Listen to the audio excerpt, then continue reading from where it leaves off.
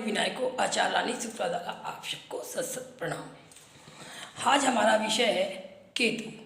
जिस प्रकार हम पहले ही अपने वीडियोस में बता चुके हैं कि 9 ग्रहों में 7 मूल ग्रह और 2 छाया ग्रह आते हैं। 2 छाया ग्रहों में हम राहु और केतु को रखते हैं। राहु को धड़ और केतु को पूंछ माना गया है, यानी केतु की केवल पूंछ होती है, उसका धड़ नहीं, और राहु के पास धड़ है और उसकी कोई पूंछ नहीं, यानी राहु दिमाग है और केतु शरीर। राहु सिर है और केतु हमारा शरीर। कुल मिला के हम आगे अपने विषय पे पढ़ते हैं। जैसा कि आप लोगों को पता है कि पापी ग्रहों में 3 ग्रहों को रखा जाता है, शनि, राहु और केतु। और जिस प्रकार हम अपने पहले ही वीडियोस में बता चुके हैं कि 7 ऐसे ग्रह हैं जो कुंडली में बहुत बड़ी उलटफेर के लिए जिम्मेदार माने जाते हैं, जिनमें हम राहु, केतु, बृहस्पति, शनि, मंगल और शुक्र को मानते हैं। इस प्रकार जिस प्रकार आप लोगों को ये भ्रांति होगी कि केतु की दशा आ गई या केतु किसी भी भाव में बैठा है तो केतु खराब फल देगा, पर ऐसा सच नहीं है। केतु अगर 6, 8, 12 में बैठ जाए तो व्यक्ति को बहुत लंबी ऊंचाई और बहुत ज्ञान, आदर्श, आत्मविश्वासी और बड़े बड़े मठाधीशों का स्वामित्व दे देता है। ऐसा है हमारा ये आध्यात्मिक ग्रह केतु। अब चलिए हम अपने 12 भावों पे आते हैं। इस प्रकार मैं हर उन वीडियो के माध्यम से हर उन जो भ्रांतियाँ फैली हैं कि राहु, केतु, शनि हमारे बहुत क्रूर, बहुत कष्ट देने वाले ग्रह हैं, ऐसा नहीं है। इन भ्रांतियों को तोड़ने के लिए और आप लोगों को एक नया प्रकाश ज्योतिष की दिशा में देने के लिए मैंने ये वीडियो उठाया है। उम्मीद है आप मेरे साथ इस वीडियो को लाइक, शेयर और सब्सक्राइब करके आप हमको इस संसार में ही, इस देश में ही नहीं, समस्त संसार में बहुत आगे ले जाएंगे ज्योतिषीय विद्या के माध्यम से। चलिए आते हैं अपने विषय पे। केतु प्रथम भाव में बैठ जाए किसी जातक की कुंडली में तो वो उम्र से ज़्यादा बड़ा दिखता है, ज्ञानी होता है, और वह व्यक्ति सत्यवादी, धार्मिक और अपने कार्यों के लिए निश्चित समय पर कार्य करना उसकी आदत होती है। इस प्रकार अगर, क्योंकि ये हमारा लग्न है, लग्न से हम अपने शरीर के आकार, प्रकार और बनावट और अपने भावों को देखते हैं। तो ये भाव को हम कुटुंब भाव या वाणिज्य भाव के नाम से जानते हैं। उस भाव में अगर केतु बैठ जाता है तो वहाँ उस व्यक्ति की वाणी बहुत रुखी हो जाती है और वो व्यक्ति बहुत सात्विक भोजन की ओर अपने को अग्रसर करता है। ऐसे व्यक्तियों को कभी मीट या नॉनवेज नहीं खाना चाहिए, वरना केतु के दुष्प्रभाव उनके सामने देखने को पूरी जिंदगी मिलते हैं। फिर हमारा आता है तृतीय भाव, जिसको हम पराक्रम भाव या छोटे भाई बहन के नाम से जानते हैं। केतु अगर तृतीय भाव में बैठ जाए तो व्यक्ति डरपोक स्वभाव का होता है और उसे भाई बहन या तो होते नहीं होते हैं तो उनसे उसको सपोर्ट या सहयोग नहीं प्राप्त होता। अब अगर हम आए तो आता है चौथा भाव, हमारी मानसिक शांति, चल अचल संपत्ति और हमारी माता। केतु अगर चौथे भाव में बैठता है तो इन सभी सुखों में कमी कर देता है, क्योंकि मैंने पहले ही वीडियो में बता रखा है कि राहु किसी चीज़ को बढ़ा देता है और केतु उन चीज़ों को सुखा देता है, यानी इसको ड्राइव सुक्स प्लैनेट या सूखा ग्रह भी कहा जाता है। जिस व्यक्ति या जिस जातक की कुंडली में चौथे भाव में केतु होता है उसकी माँ या तो अस्वस्थ रहती है या माँ से उसके संबंध अच्छे नहीं होते। ये भी देखा गया है कि चल अचल संपत्ति और मानसिक शांति के मामले में भी वह व्यक्ति बहुत कमज़ोर माना गया है। पंचम भाव में अगर केतु होता है तो उस जातक या जातिका की शिक्षा में और प्रेम विवाह तो ये होने ही नहीं देता। संतान में विद्या में कमी करता है और कभी कभी शिक्षा में बाधाएं भी आती हैं। हालांकि अगर और ग्रह अच्छे बैठे हुए हैं तो वो चीज़ों में कमी का, केतु की इस कुप्रभाव में कमी कर देते हैं। अब आते हैं केतु का छठा भाव, जिसको मैंने जहाँ पे केतु के स्थान को मैंने बहुत शुभ बताया है।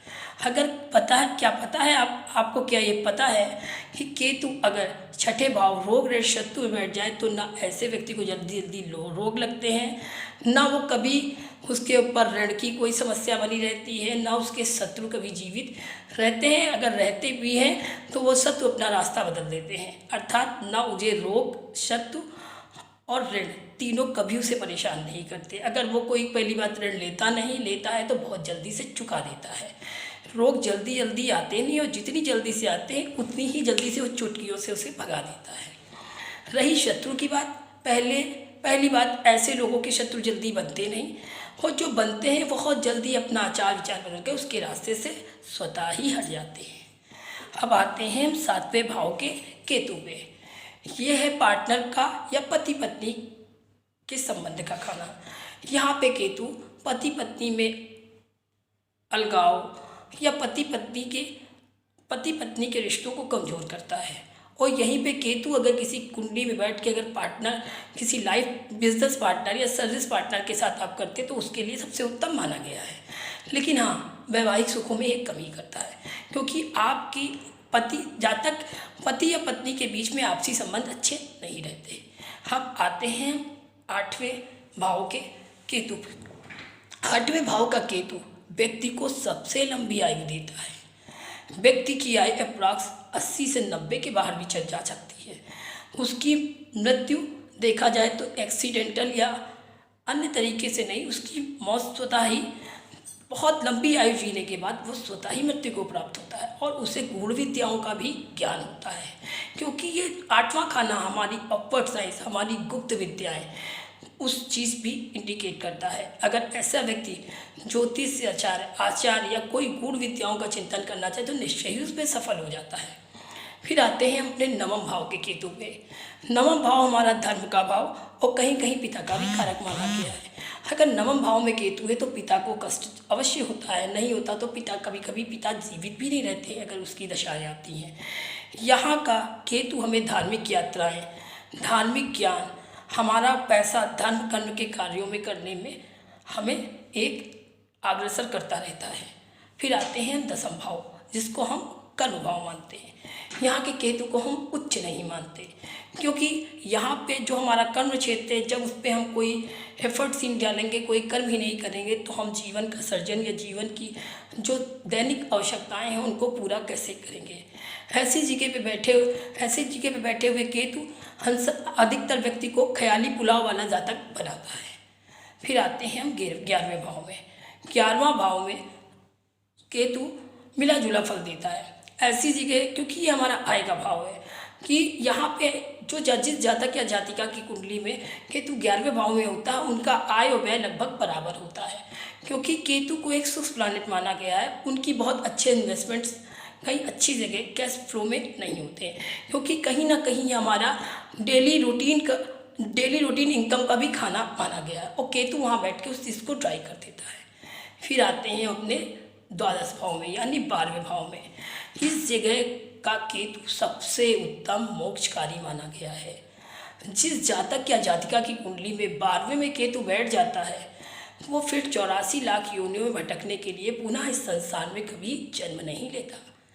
जितने बड़े बड़े विवेकानंद, जितने बड़े बड़े हमारे मठाधीश ज्ञानी, परम ज्ञानी आदि गुरु शंकराचार्य हुए हैं, आप सबकी कुंडली में उठा के देख लिए, लगभग केतु का स्थान या तो 12वें भाव में रहा होगा या 12वें भाव में उनकी दृष्टि होगी।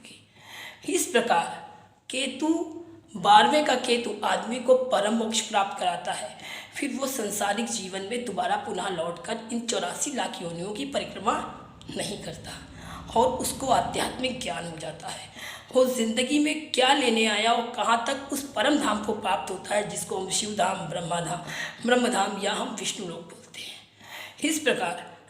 इस प्रकार मैंने अपने इस सूक्ष्म वीडियो के माध्यम से 12 भावों द्वारा केतु के बैठने के स्थान के अनुकूल आपको 12 भावों के फल बताए, कि केतु कहीं पे भी बैठ के गड़बड़ या कहीं पे बैठ के अच्छा फल नहीं करते।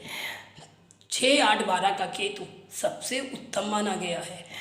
पर अगर किसी व्यक्ति का केतु यानी मानसिक ज्ञान, यानी धार्मिक प्रगति, धार्मिक उन्नति, अगर केतु किसी व्यक्ति का अच्छे भाव में या अच्छी दृष्टि में पड़ रहा, तभी कोई व्यक्ति ज्ञानी, शास्त्रार्थ करने वाला, मठाधीश, आचार्य या ज्योतिष या विभिन्न चीज़ों पे अपने विषय अनुकूल लोगों को ज्ञान और लोगों को उस ज्ञान को समझाने की एक प्रवृत्ति और एक मोटिव देता है, एक मोटिव देता है और एक उद्देश्य देता है। और लोगों के जीवन को मोटिवेट करने में 12वें भाव का केतु सबसे उत्तम माना गया है। इस प्रकार उम्मीद है मेरे इस छोटे से वीडियो द्वारा आपको ये जरूर आज पता लगा होगा कि राहु केतु शनि कभी हमेशा गड़बड़ हो ये ज़रूरी नहीं है। जो भ्रांतियाँ हमारे ज्योतिष जगत में लोगों द्वारा फैला दी गई हैं कि केतु आएगा या शनि आएगा या राहु आएगा तो सब उथल पुथल हो जाएगी और आपका सांसारिक जीवन अस्त व्यस्त हो जाएगा। क्या आपको पता है जितने बड़े बड़े ज्योतिषाचार्य या जितने बड़े बड़े मठाधीश या आध्यात्मिक ज्ञानी हुए हैं वो सब केतु की दशा का ही फल है कि केतु की दशा आते ही वो उनके अर्श से उठा के फर्श से उठा के हर्ष पे ले गए, अर्श से उठा के लोगों के जिनके केतु गड़बड़ थे फर्श पे पटक देते हैं। इस प्रकार बुलंदियों तक ले जाने में यह ग्रह सबसे उत्तम और सबसे ज़्यादा आध्यात्मिक और सबसे ज़्यादा स्पिरिचुअल ग्रह माना गया और सात्विक ग्रह के रूप में माना गया है। इस प्रकार इस छोटे के वीडियो के माध्यम से शायद आपका मानसिक निदान हो चुका होगा कि केतु ही एक आध्यात्मिक प्लेनेट है जिसको हम बहुत क्रूर या जिंदगी में हर तरह के दुष्प्रभाव का कारण मानते हैं। ये कोई ज़रूरी नहीं है। उम्मीद है मेरा छोटा सा यह वीडियो आपको बहुत पसंद आया होगा। अगर मेरी ये सूक्ष्म परिचर्चा ये वीडियो आपको बहुत अच्छा लगा हो तो प्लीज़ आप इसे लाइक सब्सक्राइब और शेयर जरूर करें। वंदे वाणी विनायक आचार्य रानी शुक्ला द्वारा आपको शत शत प्रणाम।